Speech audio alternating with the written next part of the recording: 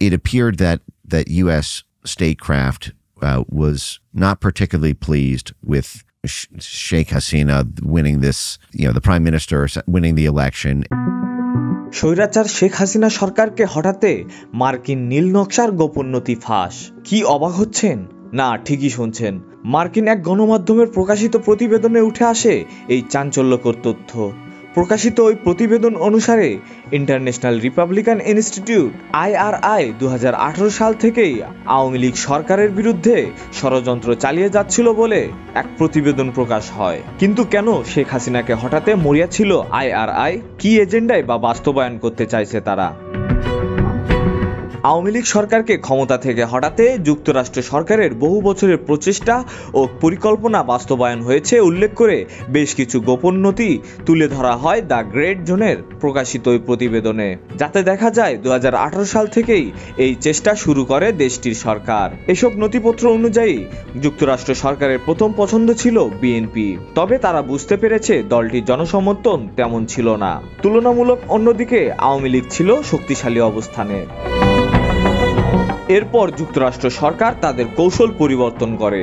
তারা তরুণদের বেছে নেয় এবং সামাজিক মাধ্যম ব্যবহার করে তাদের মাঝে বার্তা ছড়িয়ে দেওয়ার বিষয়ে প্রশিক্ষণ দেয়। সেই সঙ্গে সরকার বিরোধী জনমত গঠনে শিল্পীদেরও ব্যবহার করে। যুক্তরাষ্ট্র ভিত্তিক গণমাধ্যম দ্য গ্রেট জোন নামে সংবাদ মাধ্যমের প্রতিবেদনে লেখা হয়েছে, শেখ হাসিনাকে হটানোর আগে যুক্তরাষ্ট্র সরকারের অর্থায়নে ইন্টারন্যাশনাল রিপাবলিকান ইনস্টিটিউট একটি বিশাল কর্মী বাহিনী প্রশিক্ষণ দিয়েছিল, যার মধ্যে র্যাপার এবং LGBTQI সহ বিভিন্ন শ্রেণীর কর্মীরা অন্তর্ভুক্ত ছিল। ক্ষমতার পরিবর্তনের বিষয়টি মাথায় রেখে তারা হিজড়াদের নাচের পারফরমেন্সের মতো কর্মসূচিও আয়োজন করে।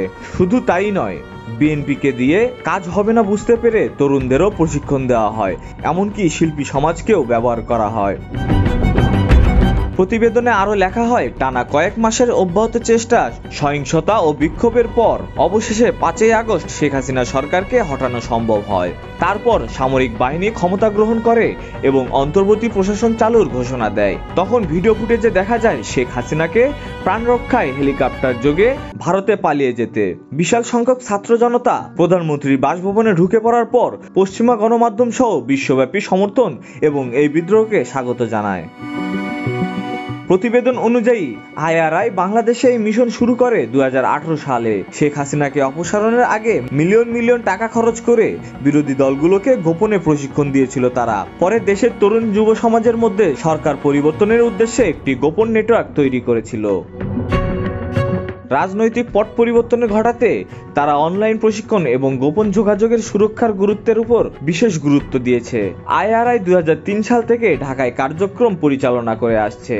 নথি থেকে স্পষ্টভাবে বোঝা যায় IRI NGO কর্মী গোষ্ঠী, রাজনীতিবিদ, এমনকি সঙ্গীত ও ভিজুয়াল শিল্পীদের নিয়ে একটি ছদ্ম রাজনৈতিক কাঠামো গড়ে তোলে, যা বাংলাদেশে অস্থিরতা তৈরি করতে ব্যবহার করা যায়।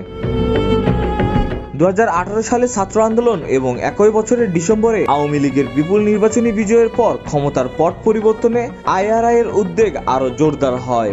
রাজনৈতিক বিতর্ককে চাঙ্গা করতে এবং সামাজিক আন্দোলনকে এগিয়ে নিতে এবং জনসচেতনতা বাড়াতে কৌশলে কাজ এগিয়ে নেয় IRI।